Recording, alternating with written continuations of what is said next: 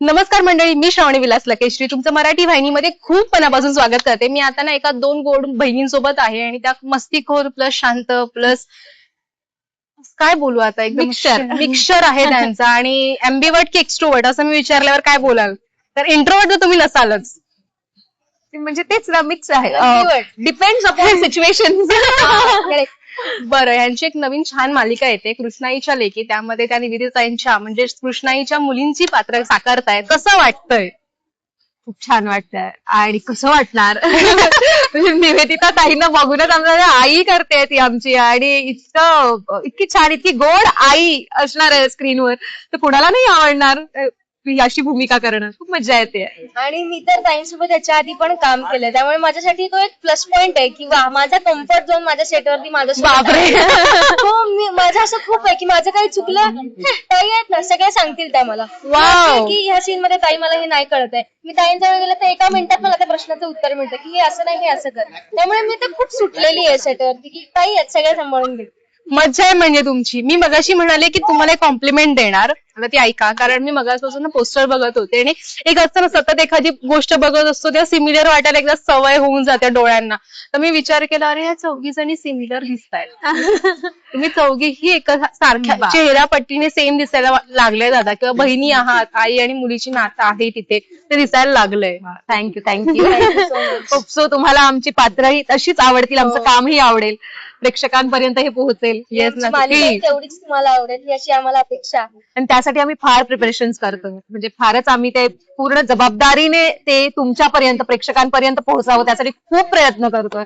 So ते आवडणार नक्कीच. येस, आवडणार. कारण प्रोमो झाल्यापासून जेव्हा कमेंट्स द्यायला सुरुवात होतो ना एखाद्या प्रोमोच्या खाली आणि आपण बघतो आणि त्या सगळ्या जेव्हा कमेंट्स पॉझिटिव्ह असतात, त्याचा अर्थ आपला सक्सेसफुल झालेला आहे. ती गोष्ट खरंच झाली आहे. तुम्ही जो प्रोमो बघितलाय ना, शंकरची जी एंट्री होते आणि शंकर आणि गौरीचा जो प्रोमो आहे, तो आम्ही 24 तास शूट केलाय. आमचं शूट साताऱ्यामध्ये सुरू होतं. आम्ही तो शूट करायला मुंबईमध्ये गेलो. सकाळी 7ची शिफ्ट होती तिथे. आम्ही रात्री 10 वाजता इकडनं निघालो. त्या दिवशी पण 7ची शिफ्ट होती. 7 वाजता बॅकअप झालं, नाश्ता केला. आम्ही 9-10 वाजता निघालो. आम्ही तिघं पण मग सकाळी पोहोचलो मुंबईत पहाटे 4 वाजता वगैरे. 1 तास झोपलो, 6 वाजता उठलो. परत शिफ्ट सुरू झाली 6ची. बापरे. आणि त्याच्यानंतर दुसऱ्या दिवशी पण आमचं शूट. खूप बिचारा तिने ज्या प्रकारे सांगितलंय ना, तू बिचारी म्हणतेस ते खरे. म्हणजे 7-10 मुंबई सातारा, मुंबई सातारा. आमचा जो पहिला प्रोमो पण जो होता, तर मी निवेदिता ताईंचं आवर्जून कौतुक करेन, कारण आम्ही 2 दिवस प्रोमो शूट करत होतो. 2 दिवस आणि कंटिन्यू करत होतो 2 दिवस शूट.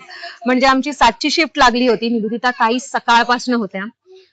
त्यांचा पहिला जो टीजर आउट झाला तो त्यांनी एकटीने, आणि ते सगळे शॉर्ट्स त्यांनी इतके म्हणजे खानावळीचं सगळं त्यांनी केले. आणि त्या थकल्या होत्या. दुसऱ्या दिवशी आमचं जेव्हा सुरू झालं, तो आमचा म्हणजे आज आमचा सकाळी 7 वाजता जो प्रोमो सुरू झाला, तो दुसऱ्या दिवशी 7 वाजता संपला.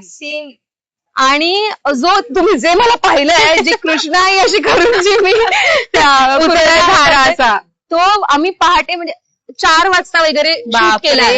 आणि इतके थकलो होतो. त्यानंतर आम्ही शूट करत होतो आणि प्रोमोही करत होतो आणि एपिसोडही शूट करत होतो. सो इतक्या थकल्या होत्या. हे जे गोड गोड फोटोज तुम्ही जे कॉम्प्लिमेंट्स देतात, तेही आम्ही असे 2ची म्हणजे सकाळी शूट करून आल्यानंतर फक्त 8 ते 9 1 तास झोपलोय. सकाळी 7ची शिफ्ट होती. त्यानंतर 7 वाजता संध्याकाळी पॅकअप झालं. मग 8 ते 9 फक्त जेवलो आणि झोपलो अर्धा तास. आणि मग पुन्हा रेडी व्हायला गेलो, कारण 2ची शिफ्ट लागली होती रात्री. तर रात्री 2 ते सकाळी 10 पर्यंत हे सगळे फोटोशूट्स केलेत आम्ही. आणि ते सगळे असे रिझल्ट आहेत. हो, पण फारच गोड दिसतोय आम्ही सगळ्यांचं छान छान. मी म्हणाले ना, तुम्ही तू मागे वळून बघितलंस, तुला कळेल कदाचित, किंवा मी सांगते तेव्हा मग आम्ही सुद्धा आजच पाहिले पोस्टर इतक्या जवळून. आणि असे फारच मस्त वाटलं. इथे एंटर झाला तर मला वाटलं बापरे, आमचं खूप टेन्शन होतं आम्हाला की इतक्या रात्री आम्ही शूट केलं, आम्ही कसे दिसणार आहोत, अगं डोळ्यावर झोप दिसेल, कसे दिसू आपण. पण आम्ही इथे आल्याला आमचं झालं की नाही, आपण छान दिसतोय, बरे आलेत फोटो. खरंच गोड दिसतंय. आणि आपण आज इथे एका घाटावर आहोत आणि खूप माहुली घाट आहे हा, आणि खूप छान वाटते इथे येऊन. प्रेक्षक तुम्हाला भेटणार आहे, येऊन ओळख दाखवतायत. आणि एक ओळख दाखवणं ही फिलिंग वेगळी असते.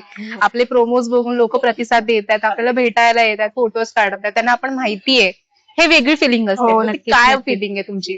खूप छान. म्हणजे जेव्हा प्रेक्षक ओळखतात तेव्हा ते फारच म्हणजे ते पात्र ते रिझल्ट असतं आपल्यासाठी. म्हणजे ते पात्र पोहोच पावती असते, त्या पात्राची पोहोच पावती असते.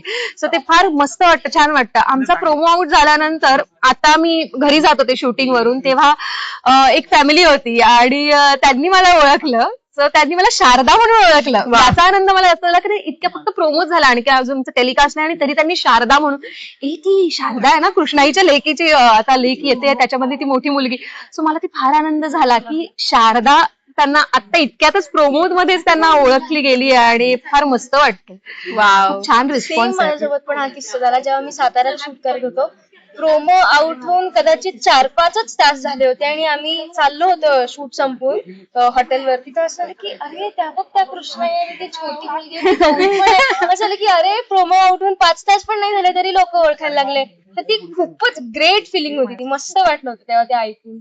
तुम्हाला कृष्णाईच्या लेकीमध्ये काम मिळणार आहे हे जेव्हा कळालं किंवा आपण त्या पात्रासाठी सिलेक्ट होतोय, पण आपण जेव्हा एखाद्या पात्रासाठी हो सुद्धा बोलतो, आधी हो बोलतो मग आपल्याला ते काम मिळतं, मग समोरून हो येतो, मग तुम्ही ते हो का म्हणालात त्या आपल्या स्क्रिप्टला किंवा त्या पात्राला? माझं असं होतं की माझ्यासाठी हे वेगळं पात्र आहे. म्हणजे आतापर्यंत मला प्रेक्षकांनी फार वेगळ्या भूमिकेत पाहिलेलं, म्हणजे फार वेगळी एकता देवभाषेतली म्हणजे मायथो आणि अशा रोलमध्ये पाहिलेलं. तर प्रेक्षकांना पण ऑब्व्हियसली एक कलाकार म्हणून, अभिनेत्री म्हणून मला वेगवेगळ्या प्रकारच्या भूमिका साकारायला फार आवडेल, फार आवडतं.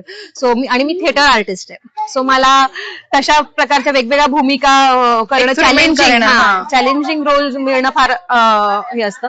सो याच्यामुळे ना म्हणजे या शारदामुळे मला ते कुठेतरी ब्रेक मिळतोय, म्हणजे ते ब्रेक करता येते. कारण अजूनही आताही लोक मला कुठे ओळखले तरी ते पाया पडते रखुमाई.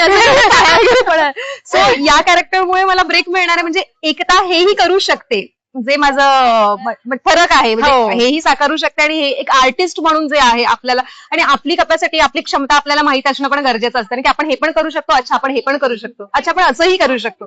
सो ते मला ते वेगळेपणा कुठेतरी हवा होता, त्यामुळे मी हो म्हटलेलं आहे. आणि ऑब्व्हियसली इतकी छान टीम होती आणि आमचं प्रोडक्शन, मुळात मी खूप आवर्जून सांगेन की ओशन फिल्म्स आमचं जे प्रोडक्शन आहे खूप छान प्रोडक्शन आहे, अप्रतिम प्रोडक्शन आहे.